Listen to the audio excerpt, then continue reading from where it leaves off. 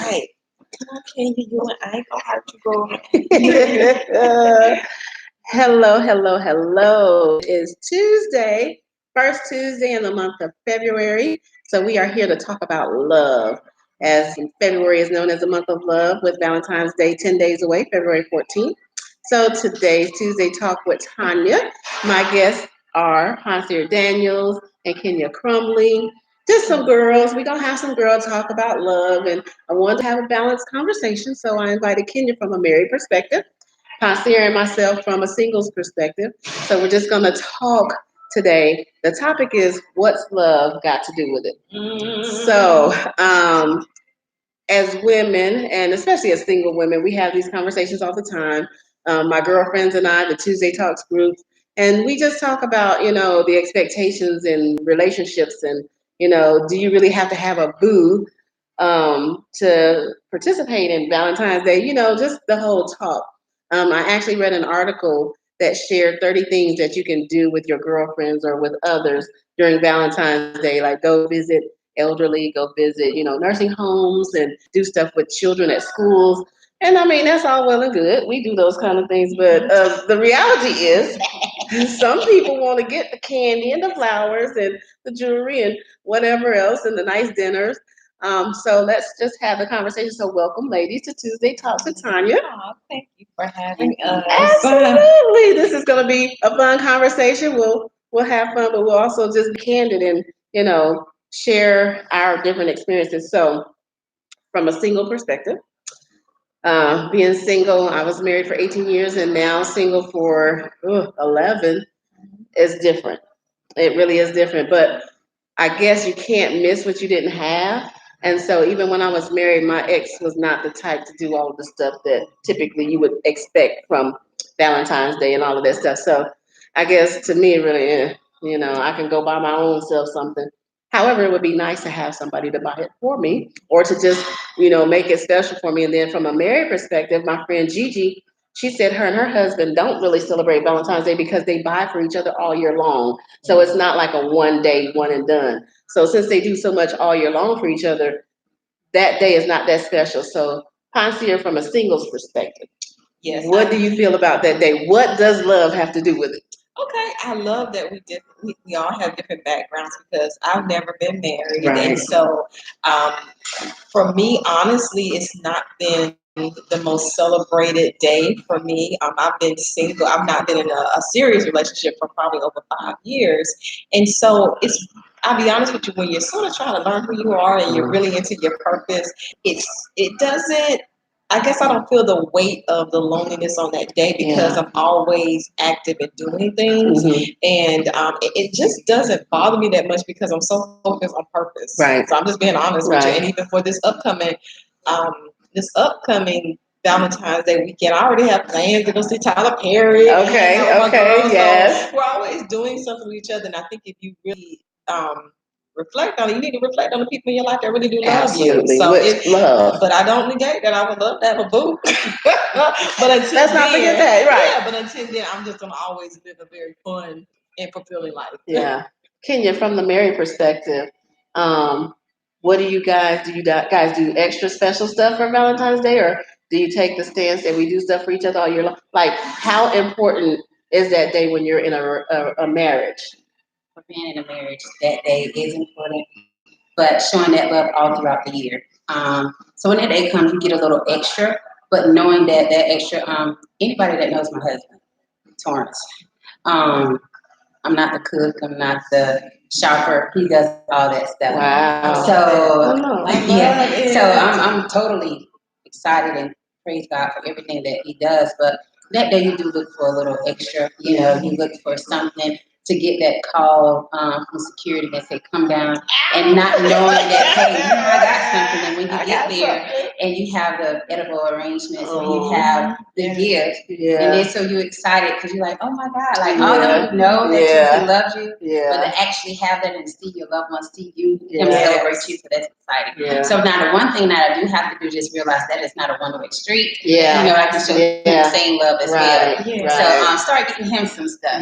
Stop being the one to always want to receive, but give as well. Right. So, I like that. And Charlie Wilson has a new song out I heard on the radio the other day, and it says "My Forever Valentine." And when I was listening to the words, I was like, okay, Charlie got it. He was like, I don't want you to be just my one day boo. I want you to be my forever Valentine. I want this thing to be perpetual. Like every day we're celebrating, we're loving, we're laughing, we're living together.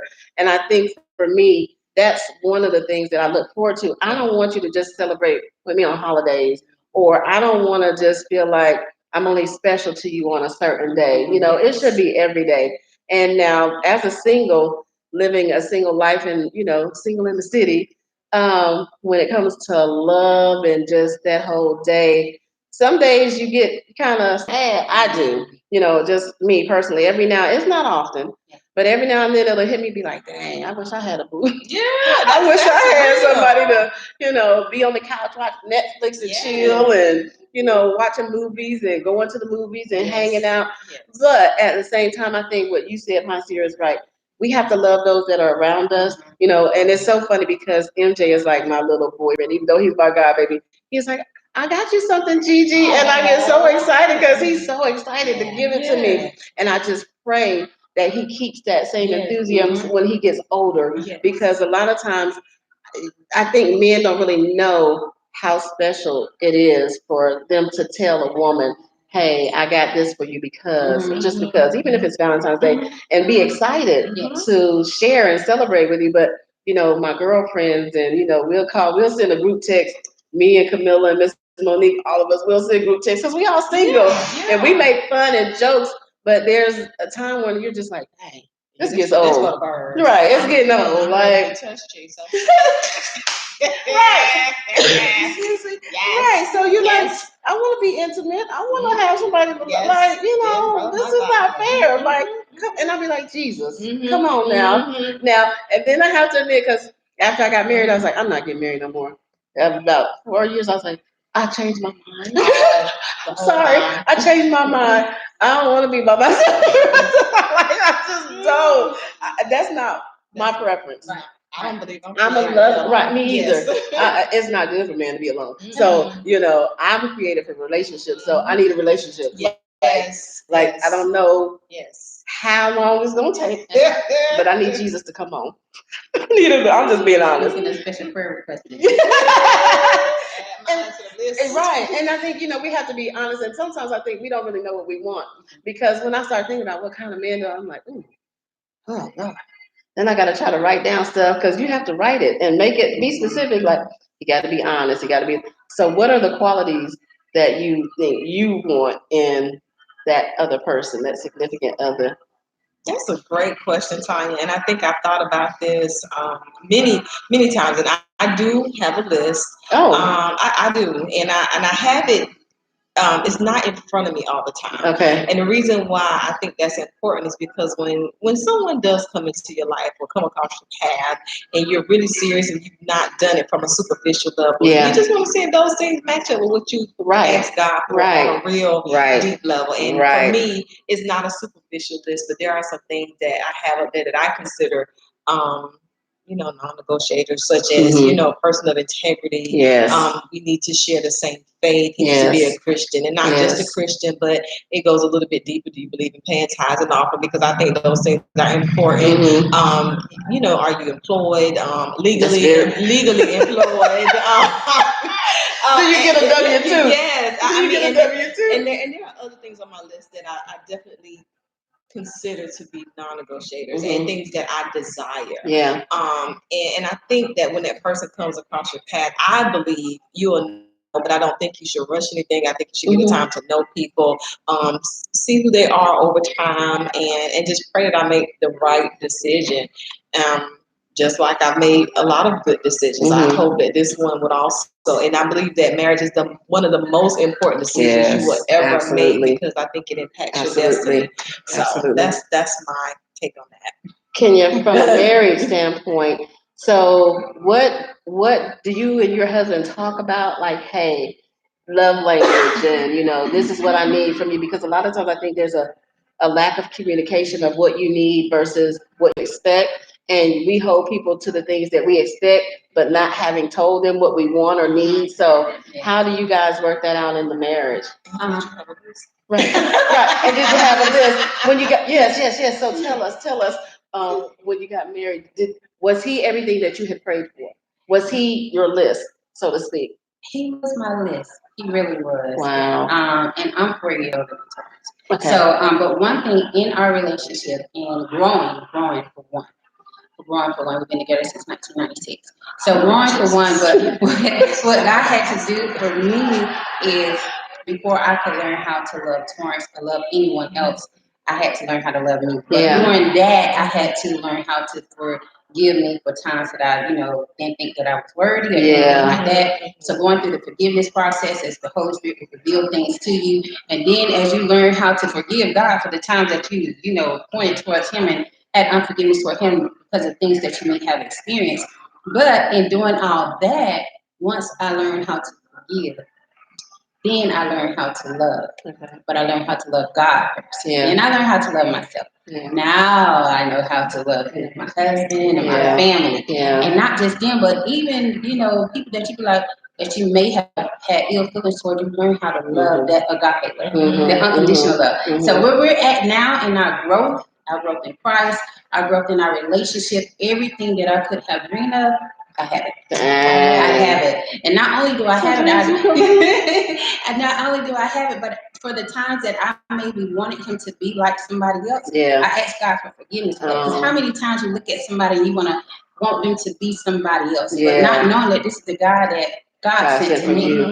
So I praise God for that, and I thank Him for that, and I thank Him for the choices that I didn't make. And for Him to be the caretaker that He is. Not just for us, but just the community of anything that I do and support. So I praise God for that. So love is the main thing. I show more. Torrance is like he does, but I'm more that affectionate person than he is. But guess what? We bounce off each other. We bounce off each other. But I think that's true of most men. Most men are not the affectionate. They're just not created that way.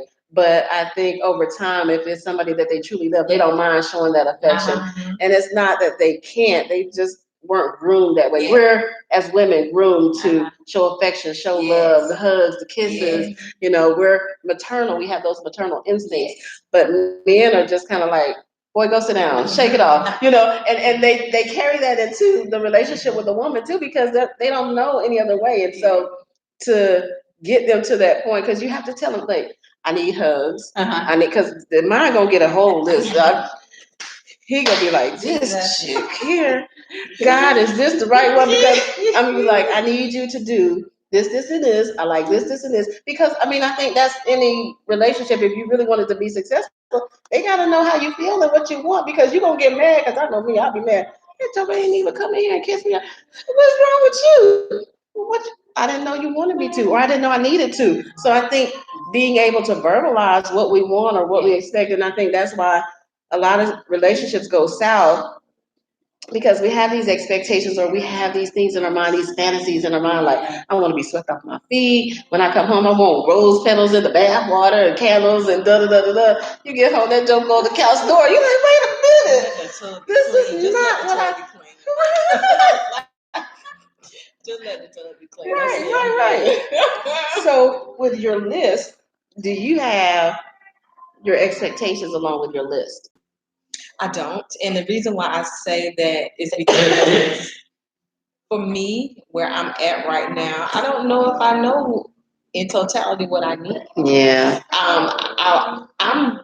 I'm starting to learn things about myself every other month or 6 months or every year. So I thank God that the guy that wanted to marry me 5 years ago, I'm glad those things didn't happen. Because I'm not even that person. And I know more about myself. And when I look back at some of my choices, I'm just like, you thought you knew this, so maybe we should let God take the lead on this part. But I do have certain expectations in general as far as what I've been taught about the role of a man. But as far as specific expectations, I don't think I can honestly say I have that because I try to. If you came into my life as a new person, I need to get to know you and see who you are and see if I'm compatible.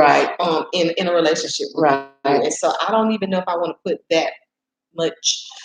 I don't know if I want to put a person in that much of a box because they can really be a good person for me, but be different than what I thought I wanted. If that makes sense. It does. And I think, you know, when I laugh at my girlfriends or laugh at my girlfriends, one of my friends said, I think I got a boo. I said, oh Lord, here we go again. Because it is so funny because you try stuff and you try to, you know, go out and meet and mix and mingle. And then it's like, yeah, this ain't working. And when I tell you this one friend, it's like, I said, he ain't gonna last a week. Because I know you. I know you. He's not gonna last. And sure enough, she's like, oh, well, I tried.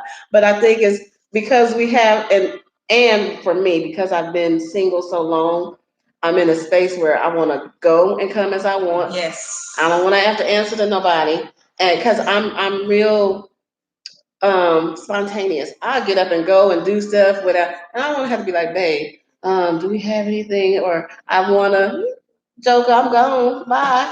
I'll be back. And I know I can't be like that if I'm in a real relationship. Jesus. No, I sort of relate to